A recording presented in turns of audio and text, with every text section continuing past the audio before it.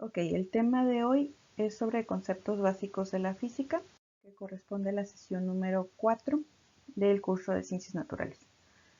Considerando el caso del cambio climático que vivimos en la actualidad como producto del efecto invernadero y de los problemas que traen consigo la magnitud de este cambio, vamos a realizar actividades relacionadas con los conceptos básicos de la física, como son la energía, fuerza, leyes de Newton, calor, temperatura, campos magnéticos, la luz, longitud de onda y frecuencia. Todos estos conceptos ya los investigaron en la tarea del día de ayer. Ok, la primera pregunta nos dice, ¿por qué ahora hace más calor en la Tierra? Como ya hemos visto en clases anteriores, por el calentamiento global. ¿Pero qué produce este calentamiento global? El exceso o el aumento de los gases de efecto invernadero. ¿Cómo nos protege la capa de ozono que está en la atmósfera? La capa de ozono, hagan de cuenta que es como un filtro. Este filtro está en la atmósfera y no permite que pasen los rayos ultravioleta. ¿Cómo se verán afectados los hielos marinos y la nieve? Conforme el calentamiento global persiste, la extensión, el grosor y la permanencia de las diferentes formas de los hielos se van a reducir en el planeta. Los modelos nos muestran que una pérdida aproximadamente del 25% en la extensión de los hielos marinos por cada 1 grado Fahrenheit o 1 grado centígrado o 1.8 grados Fahrenheit de calentamiento global. ¿Sí? Por cada grado que aumente, 25% de el hielo pues se van a perder. En contraste con el Ártico, aquí podemos ver, en el Ártico o el Polo Norte, el hielo pues es más reducido. En cambio, en el Polo Sur, el hielo es más amplio. Este incremento puede estar ligado al agujero de ozono en la estratosfera sobre la Antártida. Aquí podemos ver una imagen donde se muestra este es el agujero de ozono y podemos ver que se encuentra en la Antártida o en el Polo Sur. Este agujero en la capa de ozono permite que una mayor cantidad de rayos ultravioleta llegue a las capas inferiores de la atmósfera. Debido a esto, la capa de hielo en la Antártida puede disminuir menos rápido que el hielo que está en el Ártico, en el Polo Norte, permitiendo que el océano austral almacene el calor a mayores profundidades que en los océanos árticos, por lo cual el calor no puede fundir los hielos tan fácilmente. El medio ambiente está alterado constantemente por diversos factores contaminantes. Entre ellos también tenemos los del carácter electromagnético que influyen con gran medida en el cambio climático.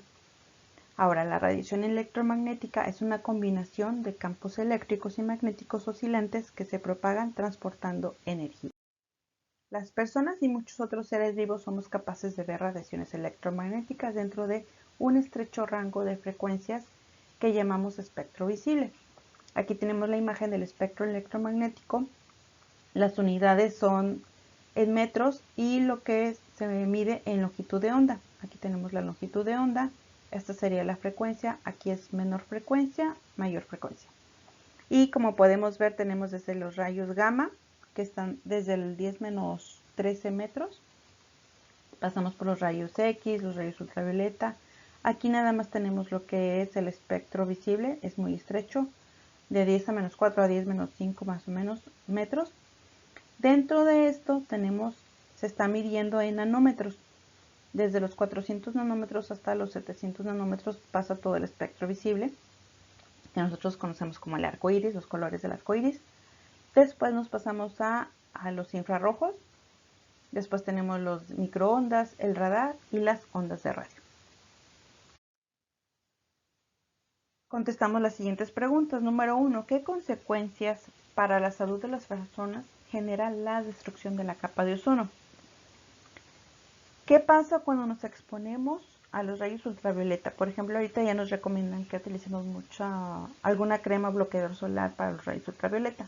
¿Qué pasa si no lo usamos, vamos a la playa y nos asoleamos? Pues podemos obtener un bronceado o también nos podemos tener quemaduras en la piel. A lo mejor eso nos ha pasado. A largo plazo, bueno, si seguimos exponiéndonos, si vamos a la playa todos los años, por ejemplo, o varias veces al año, entonces nos pueden salir manchas de sol o unas arrugas muy profundas. Y si es una exposición muy repetida, por ejemplo, las personas que trabajan en el sol y no se cubren con ropa o usan protector solar, les puede dar cáncer en la piel.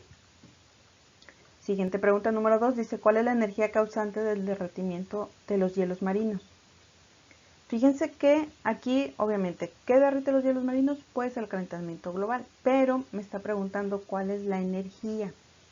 La energía relacionada al calentamiento global es la energía calorífica. En la número 3 dice, ¿a qué se debe que los rayos ultravioleta lleguen en mayor cantidad a las capas inferiores de la atmósfera? ¿A qué se debe? Pues más que nada se debe al agujero que hay en la capa de ozono.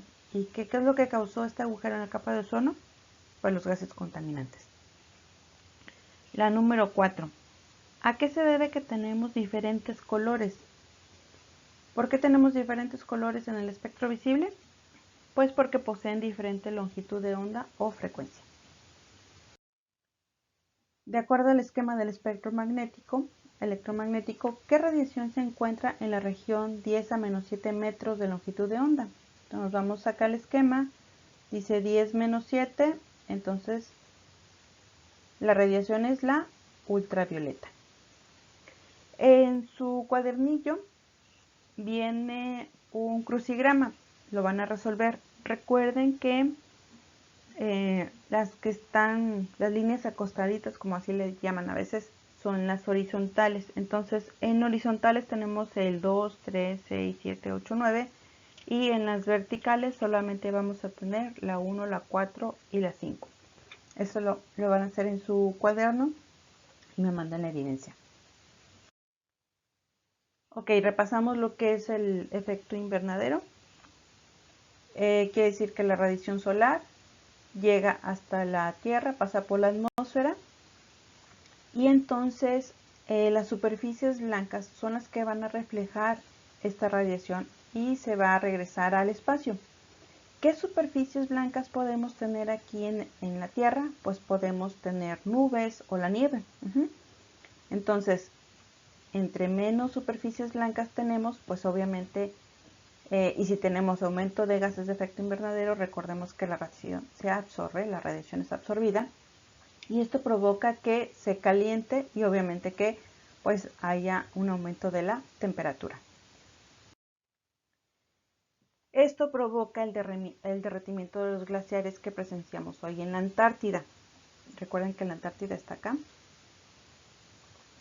Y en Groenlandia también está cambiando la circulación de las corrientes del océano Atlántico. Esto se vincula con tormentas y huracanes más destructivos alrededor del planeta. En la imagen podemos ver las corrientes del océano. La línea azul representa el agua fría, que generalmente pasa por los niveles más bajos de los océanos, y ya cuando se calienta el agua, entonces por arriba hay otra corriente que es la representada con la línea roja. Hay pruebas científicas de que los cambios en la circulación atmosférica durante el verano han ocasionado que algunos sistemas meteorológicos se interrumpan. La combinación de estos factores puede ocasionar lluvias torrenciales como las que se muestran en las siguientes imágenes. Aquí podemos ver cuando hay grandes inundaciones, como quedan hasta los carros completamente cubiertos por tanta agua. Ahora vamos a ver las preguntas. Dice, un conductor que maneja su vehículo observa un desnivel lleno de agua producto de las inundaciones. Instantáneamente pues va a frenar de manera abrupta por inercia. ¿Cuál sería el desplazamiento natural del conductor dentro del vehículo? Y de acuerdo con la primera ley de Newton. ¿Ok? Aquí les puse una imagen. ¿Qué va a pasar? Pues el conductor se va a mover hacia adelante debido a que el carro va a tender a continuar el movimiento, según la primera ley de Newton. En la número 2 dice, de acuerdo con la segunda ley de Newton, ¿consideras que la fuerza con la cual cae el granizo o las gotas de lluvia depende de su masa? Pues sí, obviamente la fuerza es proporcional a la masa, o la masa es proporcional a la fuerza. Entonces, las gotas de lluvia caen con menos fuerza que el granizo. Está la fórmula de fuerza es igual a la masa por aceleraciones. Esa es la segunda ley de Newton. En la tercera ley de Newton indican que a toda acción corresponde una reacción de igual magnitud y en sentido contrario. Esto se aplica cuando llueve. En la caída de las gotas de lluvia, la gravedad de la Tierra tira en todo momento hacia abajo, pero a lo largo del descenso va adquiriendo importancia una fuerza en sentido contrario hacia arriba, debido a la fricción de la gota con el aire, hasta llegar a una velocidad terminal. Van a realizar un dibujo y van a escribir el nombre de las fuerzas que intervienen en la caída de la gota de lluvia aplicando la tercera ley de Newton. En su cuadernillo ya viene el dibujo de que está la gota. A la mitad de la gota tenemos dos fuerzas, una hacia arriba y una hacia abajo. Entonces en la línea de arriba le van a poner, si se fijan las flechas deben de ser de igual tamaño pero en sentido contrario. Entonces la flecha de arriba va a corresponder a gravedad o fricción del aire. Una de estas dos va arriba o va abajo, es la que ustedes van a poner. ¿Cuál es la diferencia entre calor y temperatura? Eso también ya lo vieron en la tarea.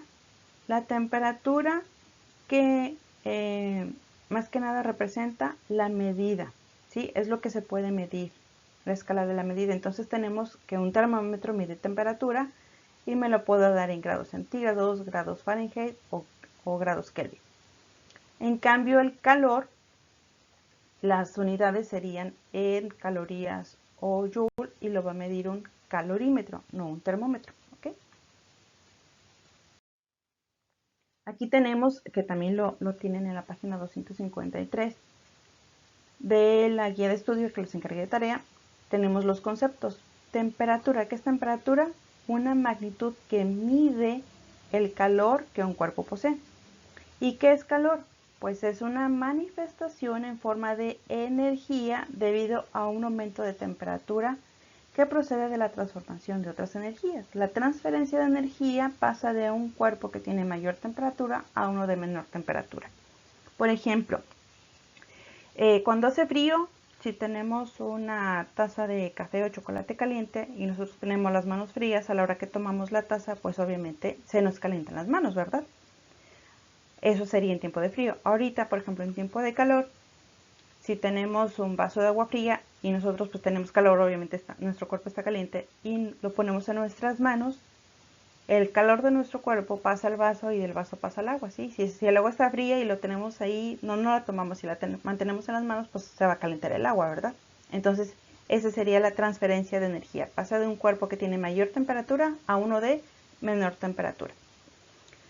En reflexión, los conceptos de la física pues están presentes en nuestro entorno. Además hay una interacción con otras ciencias como la química y la biología en el calentamiento global. Esto va a influir en nuestro estilo de vida, pero también afecta a nuestro ecosistema.